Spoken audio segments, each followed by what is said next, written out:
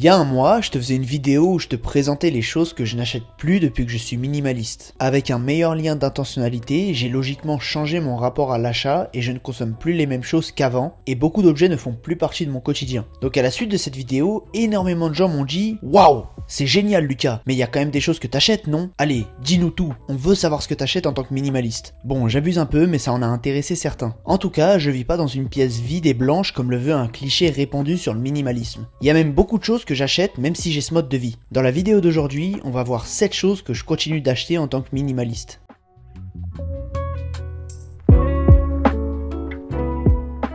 La première catégorie de choses que j'achète beaucoup plus en tant que minimaliste, c'est tout ce qui est susceptible de me rendre en meilleure santé. Depuis que j'ai ce mode de vie, j'essaye vraiment de mettre l'accent sur une consommation réduite, mais de meilleure qualité. Donc, j'ai logiquement revu mes dépenses et mes habitudes dans tout ce qui touche au bien-être. Ça passe par un lien d'intentionnalité avec mon alimentation au quotidien, j'essaye le plus possible d'acheter des aliments de meilleure qualité et non transformés, et je me tourne aussi de plus en plus vers des produits naturels pour tout ce qui est routine de soins de la peau. Si tu me voyais, je me retrouve à chercher des crèmes visage le plus naturel possible pour avoir une peau soignée. Crois-moi, là je suis à 2 doigts d'ouvrir une chaîne YouTube où je te fais des tutos beauté. Donc dis-moi si ça t'intéresse en commentaire et on pourra peut-être se faire ça. Non, plus sérieusement, j'ai aussi investi dans un lit de très bonne qualité et j'essaye d'optimiser mon espace de travail pour être le plus ergonomique possible. En ce moment, avec la pandémie et le confinement, on n'a jamais été aussi sédentaire. Donc je pense que c'est plus important que jamais de faire attention à ces choses-là pour pas bousiller son corps. C'est cliché, mais s'il y a bien quelque chose qu'on peut pas retrouver, c'est une bonne santé après s'être laissé aller pendant trop longtemps. Donc s'il y a un poste de dépense justifié où je suis pas trop regardant,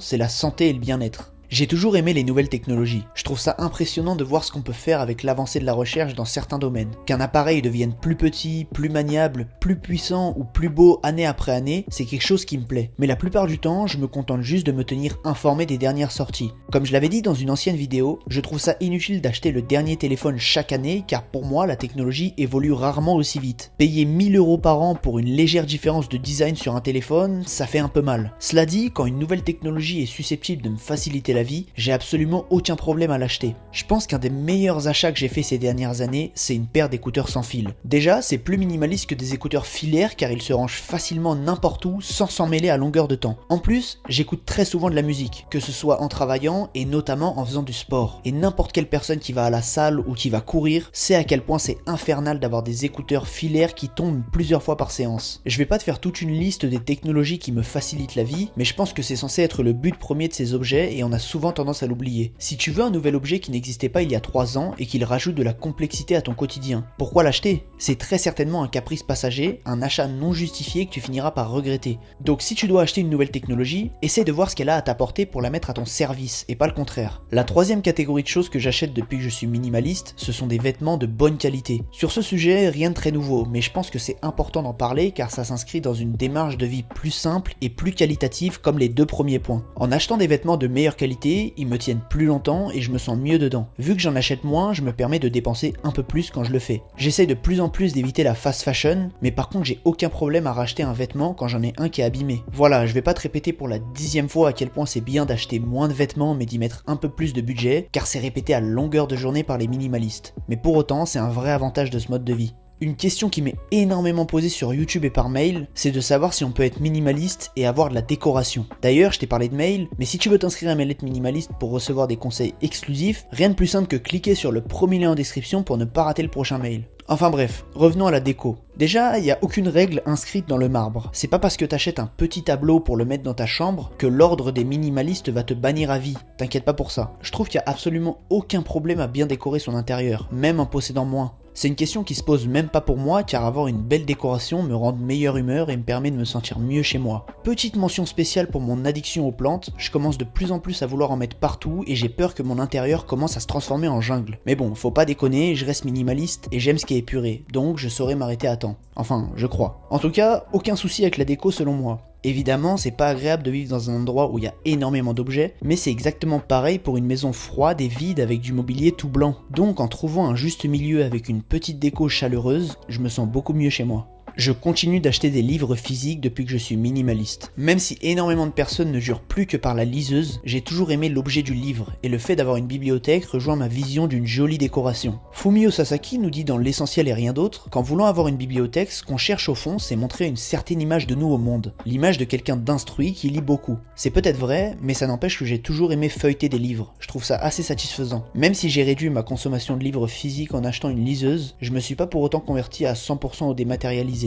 Les livres que je continue d'acheter en physique, ce sont des livres importants ou riches en informations. Ce sont des livres que j'aime travailler à la main, en annotant et en surlignant, donc je me les procure en physique. Ça se fait beaucoup au feeling, donc je saurais pas t'expliquer le processus qui me fait acheter un livre en papier, mais pour le reste, je suis passé sur une liseuse. Transition parfaite pour le 6e objet, j'ai acheté une liseuse depuis que je suis minimaliste. C'est quelque chose que j'ai refusé pendant longtemps car j'aimais trop les livres physiques, mais on peut pas nier à quel point c'est pratique. Elle se glisse dans une petite poche, elle peut contenir énormément de livres, et c'est vraiment incroyable quand on voyage beaucoup ou qu'on veut avoir un mode de vie nomade et qu'on ne peut pas transporter 30 kilos de livres. Sur ma liseuse, je lis des livres plus courants que ce que je lirais en physique ou des livres que je veux lire en déplacement. Je pense que tu connais déjà beaucoup d'avantages de cet objet, donc on va pas s'attarder plus longtemps dessus. Même en étant minimaliste, j'aime acheter des carnets de notes. Je suis beaucoup plus à l'aise pour noter certaines choses sur du papier plutôt que sur ordinateur. Par exemple, j'organise mes journées et mes semaines sur papier car j'ai l'impression que ça me rend beaucoup plus productif. Aussi, je tiens un journal où je note un peu tout ce qui me passe par la tête depuis quelques temps et je préfère écrire à la main plutôt qu'à l'ordinateur. D'ailleurs, dis-moi en commentaire si t'as aussi l'impression que l'écriture sur papier c'est beaucoup plus approprié que le numérique dans certaines situations. Ça m'intéresserait vraiment d'avoir ton avis. Mais si je devais essayer de mettre le doigt sur une explication, je pense qu'écrire sur papier te déconnecte totalement de toutes les distractions qui peuvent être présentes sur un ordinateur. Quand t'écris sur un ordi, tu es à quelques clics de toutes les distractions et il peut être facile de se laisser emporter par autre chose que ce que tu as vraiment à faire. Donc c'est vrai, c'est pas très minimaliste, mais j'essaie de dématérialiser autant que je peux. Cependant, parfois j'ai vraiment besoin d'un support physique pour mettre mes idées au clair. Si tu dois retenir quelque chose de cette liste, c'est déjà qu'être minimaliste veut pas dire ne rien acheter ou passer son temps à se priver. L'absence d'achat, ça ne saurait en rien s'apparenter au lien d'intentionnalité qu'a un minimaliste. Ce lien d'intentionnalité dont je te parle souvent, tu vas l'avoir avec tes objets et il doit te permettre de faire des dépenses plus réfléchies pour être plus heureux au quotidien. Mais ça ne veut pas dire arrêter d'acheter. Le bonheur que te procure un achat, il peut résulter d'une meilleure productivité, d'un meilleur confort ou même d'une pure envie de se sentir mieux chez toi, comme c'est mon cas avec la décoration. Dans tous les cas, je ne cherche pas à t'imposer des objets à acheter, mais plus à te montrer qu'il n'y a aucun problème à faire des achats, même avec ce mode de vie. Le plus important, c'est juste de savoir ce que va t'apporter tel ou tel objet. Si tu veux encore plus de conseils, d'astuces et d'anecdotes en rapport avec le minimalisme, n'hésite pas à t'inscrire à mes lettres minimalistes en cliquant sur le premier lien en description. Le prochain mail est sûrement sur le point d'être envoyé, donc ne perds pas ton temps et rejoins l'aventure. Tu peux aussi me laisser un petit j'aime et t'abonner à ma chaîne. Ces petites actions apportent vraiment de la valeur et du sens à mon travail chaque semaine, donc je t'en serai vraiment reconnaissant. N'hésite pas non plus à me dire en commentaire ce que tu continues d'acheter depuis que tu es minimaliste. Je suis curieux de savoir s'il y a des choses en commun avec moi ou si tes dépenses n'ont absolument rien à voir. De mon côté, je te dis à la semaine prochaine pour une nouvelle vidéo minimaliste.